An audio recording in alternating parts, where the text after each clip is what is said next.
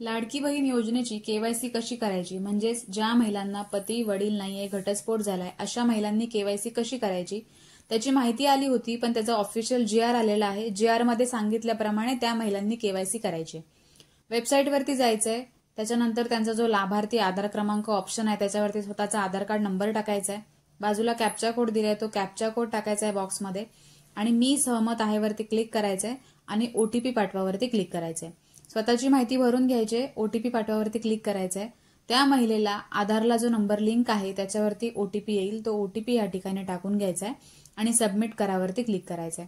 OTP आल्यानंतर submit करून घ्यायचा आहे. सबमिट केल्यानंतर त्या महिलेची केवायसी आहे ती झालेली आहे. आता या महिलांनी एवढीच केवायसी करायची, म्हणजे त्यांची फर्स्ट स्टेप आहे तेवढीच पूर्ण करायची. सेकंड स्टेपला थांबायचंय. सेकंड स्टेप त्या महिलांनी पूर्ण करायची नाहीये. सेकंड स्टेपसाठी काय ऑप्शन दिलेला आहे त्यांनी GR मध्ये सांगितलंय. GR मध्ये सांगितल्याप्रमाणे त्यांना केवायसी करायला सांगितलंय.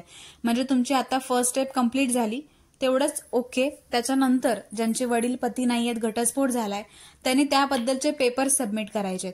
म्हणजे मृत्यू प्रमाणपत्र असेल किंवा घटस्फोट झाला असेल तर डिवोर्स पेपर असतील, जे काही आहेत पेपर्स ते सबमिट करायचे. आता या ठिकाणी GR मध्ये काय सांगितलंय, त्यांनी जी डेट वाढवून दिली आहे केवायसी करण्याची ते पण सांगितलंय आणि ही जी केवायसी आहे त्याच्यासाठी पेपर्स कुठे द्यायचे ते सुद्धा सांगितलंय.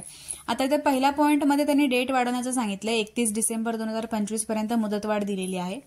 दुसऱ्या पॉइंटमध्ये त्यांनी सांगितलं या योजनेअंतर्गत ज्या पात्र लाभार्थी महिलांचे वडील हयात नाहीत किंवा पती देखील हयात नाहीत किंवा घटस्फोट झालेला आहे त्या लाभार्थी महिलांनी स्वतःचे केवायसी करावे. म्हणजे आता ज्या पद्धतीने स्वतःचं केवायसी केलं तसं. त्यानंतर त्यांनी त्यांचे पती अथवा वडील यांचे अधिकृत मृत्यू प्रमाणपत्र व घटस्फोट प्रमाणपत्र किंवा माननीय न्यायालयाने आदेश यांची सत्यप्रत संबंधित अंगणवाडी सेविका यांच्याकडे 31/12/25 पर्यंत जमा करण्यात यावी. म्हणजेच त्यांनी जे पेपर्स आहेत ते पेपर्स अंगणवाडी सेविकांकडे द्यायचे किंवा जिथे अंगणवाडी सेविका नाहीयेत त्या ठिकाणी महिला व बाल विकास विभाग यांच्याकडे त्यांनी ते पेपर्स आहेत ते द्यावेत.